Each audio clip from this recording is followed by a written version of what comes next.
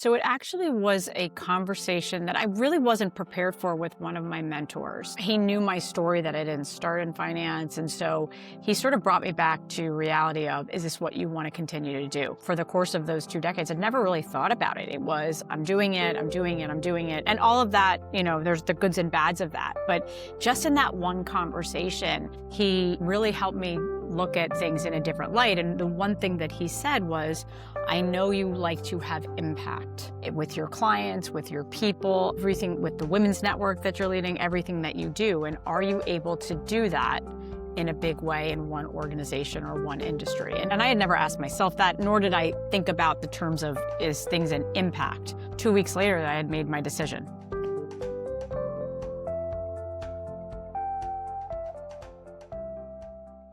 Welcome to Leadership on New Terms, a show about the power and purpose shift happening right now in our workforce. I'm Caroline Fairchild, and I'm so excited to be joined today with Cate Luzio. She is a friend, but she's also the founder and CEO of Luminary. Luminary is a global professional networking and education platform. Prior to launching Luminary, Cate spent 20 years in banking, recently as the head of multinational corporate banking for HSBC. Cate, it is so good to see you. It's so good to see you. And I know we were just chatting before how 6 years ago, almost to the day, we were talking about the pandemic virtually. And it feels like it's come full circle now. And how has it been 6 years? I have no idea. But what has stayed true is that you have been a leading voice in watching the trajectory of how work has shifted since Mm. then and today. And I'm really looking forward to this conversation. We have so much we could talk about with whether it's your personal story or it's what you're experiencing through the community members at Luminary. I want to start at your decision to leave your career in banking. What was the inflection point? When did the terms of that career stop working for you? So it actually was a conversation that I really wasn't prepared for with one of my mentors. He had been a mentor of mine at JP Morgan, and he continued to stay a mentor. He's still a mentor of mine today. And he and I were catching up just around some opportunities that were bubbling up for me. And one of the things he asked me was, is this what you want to continue to do for the rest of your life? He knew my story that I didn't start in finance. And so he sort of brought me back to reality of, is this what you want to continue to do? For the course of those 2 decades, I'd never really thought about it. It was, I'm doing it, I'm doing it, I'm doing it. And all of that, there's the goods and bads of that. But just in that one conversation, he really helped me look at things in a different light. And the one thing that he said was, I know you like to have impact with your clients, with your people, everything with the women's network that you're leading, everything that you do. And are you able to do that in a big way in one organization or one industry? And again, no one had really ever asked me that. And I had never asked myself that, nor did I think about the terms of, is things an impact? 2 weeks later, I had made my decision. What does that mean when your mentor, someone who's on the outside, sees something in you that you didn't see first in yourself, looking at your career through this important lens of impact? I think I had mentors and sponsors throughout my career that, and there's a reason why you have a mentor, to challenge my thinking, to challenge what I thought about my abilities, to challenge what I thought about what I could do. And he has always been one that was never pulled any punches. And so just even in that conversation, he had me think about my abilities and what I was able to do and what I was bringing to the table in a very different way than just building a business, building people, having great relationships with clients, making money for the firms that I had, worked for, and put it back in my court around what was important to me. Because by the way, for the majority of my career, that was never something that was a priority. It was the organization that I worked for. I was focused on delivering and executing and doing the best that I could and role modeling for others. But I really never thought about it in terms of, what do I want to do and what do I want the rest of my career to look like, or even the next 5 years. And so I give him a lot of credit for making me come out of this like tunnel vision of, I just do what I do, and thinking about, what do I really want to do? So it sounds like a term that you wanted to adopt later in your career and with Luminary was really having an impact. I know that when you worked at banking, you led a lot of women's orgs within Hmm. within the bank, trying to make an impact in that way with representation, with leadership, et cetera. Was there a moment when you realized you couldn't have the impact that you did want to have while working inside of a bank? Yes, I think you have to also play by the rules of the organizations that you work for. So as much as there's an openness and hopefully a willingness for you to be able to have that impact, you're still playing by someone else's rules, right? You are in the confines of that organization, the culture, the process. And, I am a person that goes 100 miles an hour. I hopefully am bringing people along with me. But when I see that we could be going faster or making impact much more efficiently or in a better way, I'm going to raise that. And I was doing that in my prior life, and I was doing that even before finance and in startup tech, and before that in nonprofit.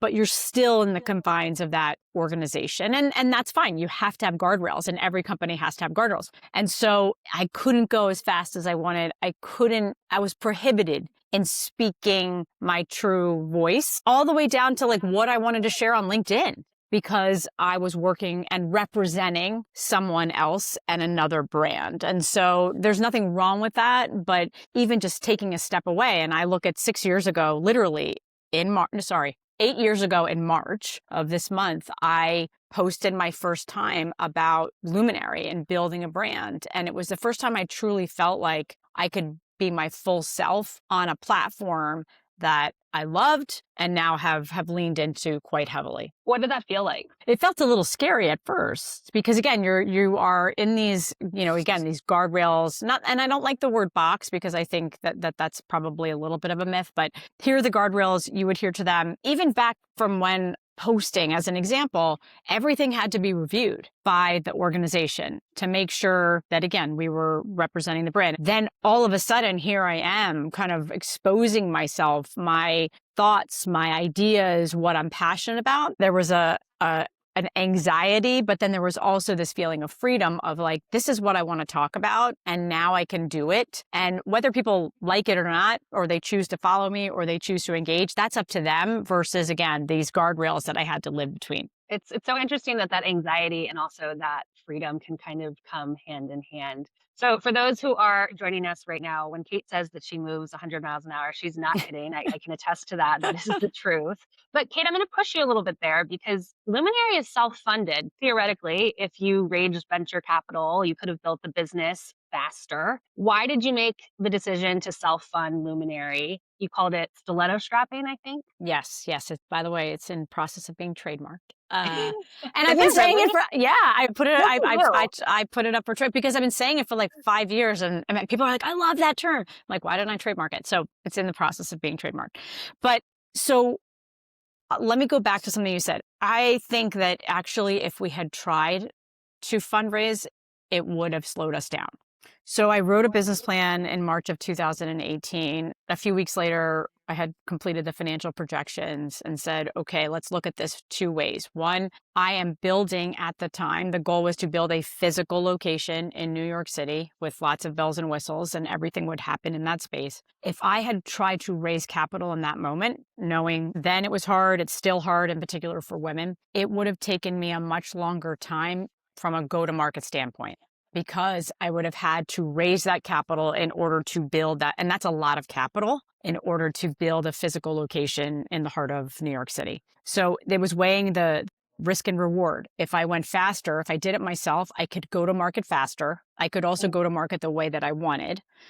The downside is I use my own capital, right? And so most people, one, either don't have the ability to utilize their own capital. So let's make sure people know that. And I had the privilege of working for 20 plus years and saving money and utilizing that money for this, or a portion of that money. But the other is I wanted to build something that I could actually listen to my customers, which we call members at Luminary, and be able to take that feedback very quickly around what was working and what's not, and make changes. When you take on capital, in particular investors, they have the ability to call the shots as well. And so rather than wait for someone else to weigh in on calling the shots, I wanted to put it into the hands not only of me and my team, but of our customers. And you've made 3 acquisitions along the way. Is that true? Yes, Declare, and The always Crew. looking for more.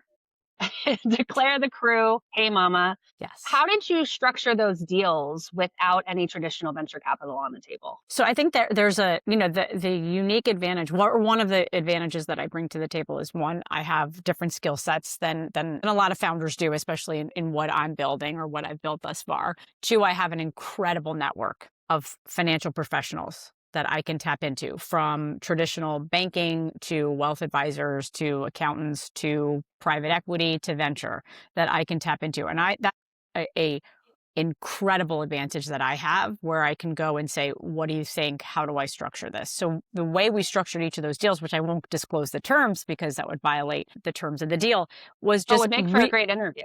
I would, but here's what I would just say. And if you are looking at some type of inorganic growth strategy, and we have both organic and inorganic, which is the acquisition route, the first conversation I always have with somebody that's the potential opportunity for acquisition is, what is the win-win for both of us? And what does success look like for that person? If they're a founder, and actually, two of the organizations that we acquired were founder-led, one was not. And so three very different processes, but really understanding, let's not go through this whole process if we're not meeting in the middle somewhere, whether that's the terms of the deal, what do they want out of this, what do they want it to look like for their customers, and what do we want to look what do we want it to look like? We have also had three failed acquisitions. So we're at a 50-50 ratio here. Those three failed acquisitions, two of the three came down to financial terms.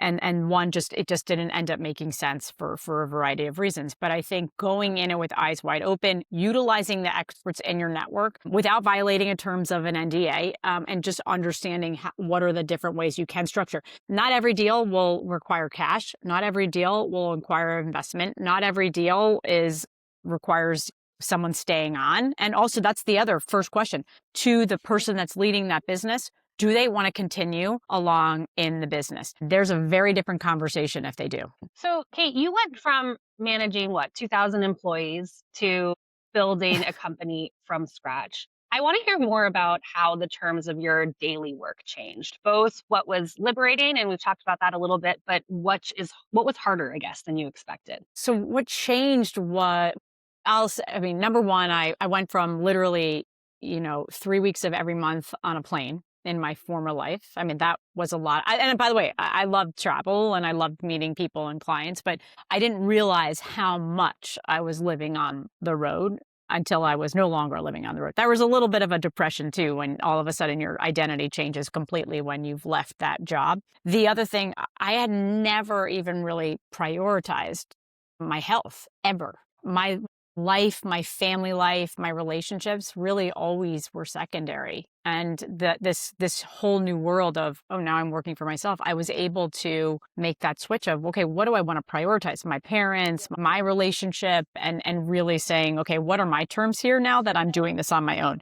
I will say the other thing that I totally underestimated was, you come from big corporate culture. There's lots of goods and bads there. One of the goods is you have infrastructure. You have people doing tech. You have people doing marketing. You have all these things that, by the way, you totally take for granted. And I remember the first time I had to, there was a tech problem. I'm like, wait a second, who do I call here? Wait, it's me. And I didn't start out as a solopreneur, right? I mean, I couldn't launch a business we had 8 people when I started Luminary, like right off the bat. That's a big team for a small business, but everyone's coming to me and I couldn't delegate that to say, hey, go to this person or go talk to the marketing, or we need someone to look at comms. Like that, originally, a lot of that was with me. I really probably didn't think it through as to how much work it was going to be to build a business on my own from scratch. It's not for the faint of heart. Definitely not for the faint of heart. I'm also smiling because when we spoke for the first time in 2020, I had a whole production team around me. Yes. And now with this show, you're looking at the producer and the technician and the editor and the host. So and the social media manager and the marketer, right? Everything. And I think I think if I had not been as naive as I was, I wouldn't have done it. I love that. And such a good message for the people who are watching right now, because I feel like there's a lot of nerve about going out on your own, particularly as a solo entrepreneur. And sometimes you kind of got to fly a little blind because otherwise you'll Totally. be too afraid to jump in. Totally. And even if you solicit so much opinion and feedback and advice, my brother was an entrepreneur well before I was. He's a great entrepreneur. And I probably, if he had given me his whole, like, here's the goods and the bads, I probably wouldn't have listened, probably also because he's my brother, but I probably wouldn't have listened because I think I was like, well, I'm doing this and I'm committed and I've made this decision and I'm somebody that's like goes in 100%. There's no sort of one toe in. I'm in with both feet. That also has worked for me because that's the way I get shit done. And I'm fully committed and there's nothing half-assed. It's also why I can't have a side hustle because I'm 100% committed. Lots of people will say, were you thinking about this when you were still in banking? Did you have an idea? Were you writing? And no, because I was 100% committed to the team, the business, the company, and my clients. And if I had anything else going on, I wouldn't have been able to do that. So, and that's just the way I work. That doesn't mean that that works for everyone. I give a lot of credit to these entrepreneurs that have 3, 4, 5 things happening. That's just not how I work, or else you're not Well, getting the best out of me.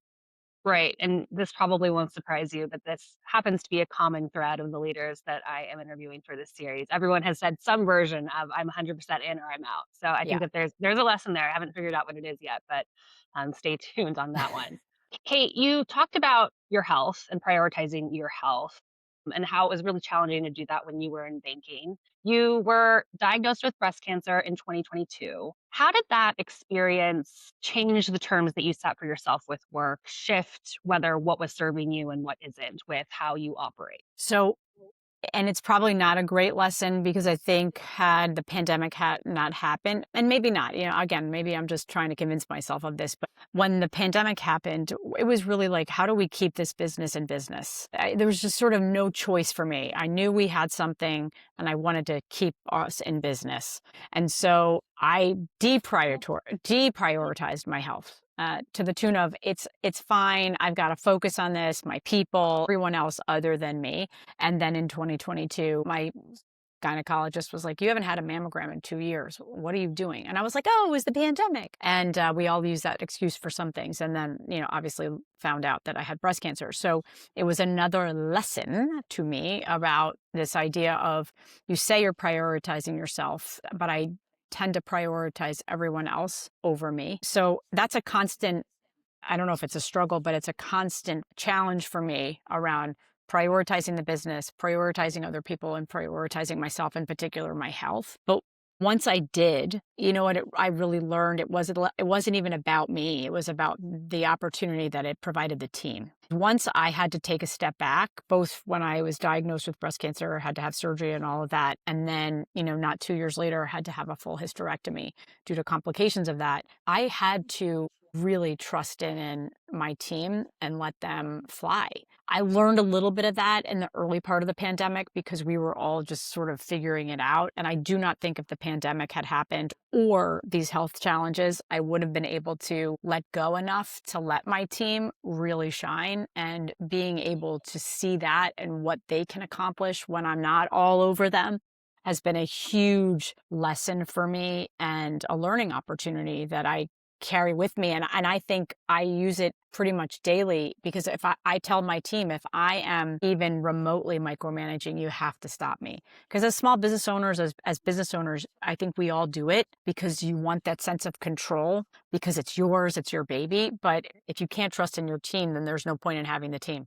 So when you think about if you could close your eyes and the pandemic didn't happen and you didn't have the health challenges that you did, how do you think you'd be running Luminary differently today? Well, I'm very thankful for the pandemic. It was the best thing that ever happened to our business. And so if that first 6 months, I probably wouldn't have said that. But looking back, I mean, it totally transformed our ability to work with businesses because we're both B2B and B2C around the world. It accelerated our growth. It allowed us to also think differently about our strategy from a digital perspective, which, by the way, didn't even feature in our original business plan. And it stretched me as a leader around true trusting in the team and also not taking everything personal around why someone wouldn't be a part of Luminary and why they were making different decisions. On the health side, if I hadn't have gone through what I did, I don't think I would be as good of a leader and manager as I am today. And my team may disagree with you, and maybe there are days when they say I'm good and days they don't, like we all do for our managers. But one thing that I miss from my former life, and I miss it every day, and I tell people this, is miss having a manager. I miss having someone that can tell me, give me that feedback, good or bad, constructive. And most entrepreneurs, the reason they become entrepreneurs is they don't want that anymore. And that is the one thing I struggle with on a regular basis. And it's very contrarian to what most entrepreneurs would say. It's also why I likely will go back into the corporate workforce at some point in my life. Well, it is very contrarian to what most entrepreneurs Yeah. would say, but so is the story of Luminary. If you think about it in the larger space of women's networking companies, women's co-working spaces, the wing launched and with enormous hype and collapse. There were other women's co-working and networking spaces that have struggled. This is Luminary's seventh year. When you think about the larger landscape for the business that you're in, what are the structural differences you think between who survived and who didn't? So, first thing that I will say is for any of those that didn't survive, it hurts the category. But make no mistake, those that you mentioned that didn't survive or didn't make it, it doesn't help us. It hurts us. And it hurts us as women that are building these businesses, whether you're fundraising, you're going to a bank for lending, because they point to the category. Is it a viable category to invest in? So we want these businesses to succeed, whether I look at them as a competitor or a peer or a partner. Why didn't they? Listen, if you were expanding physically and the one, at least the one or two that you mentioned, so quickly, and all of a sudden there's a pandemic that's putting everything, your entire model in jeopardy, and particularly those that were true co-working spaces. Luminary doesn't identify as that. It's an amenity, but it's not the core part of our model. It was hard for them, right? You've got 12, 15 depending on leases, and all of a sudden your businesses are completely shut down. That's hard. I mean, it was hard for any of these spaces. We had a group.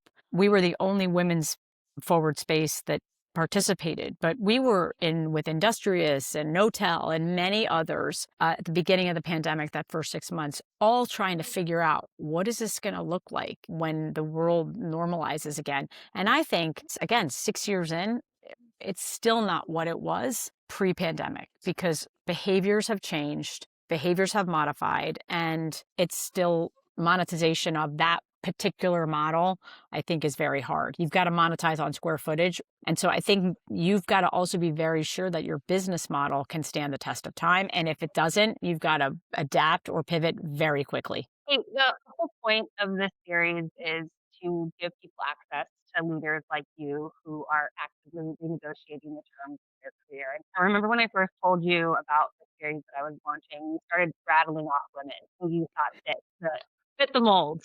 So Yes. much so that I think our meeting ended and you had to get to a call before you could actually tell me the full list of women Yeah. that you think I that owe I you should. an email. You do owe me an email. What does that tell you about what's happening right now in our workforce? Why are there so many women who are saying, this isn't working for me? I need to structure something differently? We started a series back in, I think it was 2022, 2023, around defining success. And it's actually sort of evolved to redefining success. What we started to hear was, especially for women, reprioritization of purpose in their life. Whether it was, I've been out of my family's life for 20 years because I've been focused on my career. And again, take nothing away from that. But now it's time for me to sort of recalibrate, or the confines as to which I need to be working and the rules that are placed in front of me don't work for me anymore. We're seeing it as it relates to childcare. We're seeing it as it relates just to like the when I work. And I think for women, they're like, I don't want it to just be in these confines of what my company says. And so I think we're going to continue to see people leaving. I also think that depending on the organization, it just doesn't work for them anymore. And they want to do something different. We are working longer than we ever have. And so I'm 50. I'm going to be working for a long time. What do I want my next 15 years to look like, whatever that looks like. I think for women in particular, saying, I want it to look different and I want it to be how I want to build it. Maybe that's inside of another organization. Maybe that's on your own. Maybe that's just taking some time off and figuring out what lights you up, what makes you want to go forward. It's also why I'm very vocal about at some point I will likely go back into corporate. I don't know when that is, but I think I have a lot to offer inside organizations, but maybe there's a different way of doing that. So as you think about the future of your very long career that you have ahead of you, what's one term of your work that you will just never accept again? Someone not allowing me to use my voice for good. And when I say that, it is I will no longer just be a cheerleader for something, for a cause. I don't want to be that person that's sort of stuck up here saying Kate's championing whatever that cause is, unless I'm really doing it and West that organization really believes in it and is actually, it's not just pageantry, to your word earlier when we were chatting, that they're actually putting their money where their mouth is and they're walking the walk, because that's my non-negotiable. Kate, this has been such a great conversation. I have learned so much from how to structure M&A deals to thinking about how to measure the output of your workers' work and everything in between. Thank you so much for joining us on Leadership on New Terms. Thanks for having me. I can't wait to introduce you to all of these other incredible women that I know are going to have lots of different stories to share. And I know everyone watching is excited to hear from them as well. This is Leadership on New Terms. Thanks for joining us. You can subscribe on LinkedIn. You can also find us on Substack, and we will see you next week.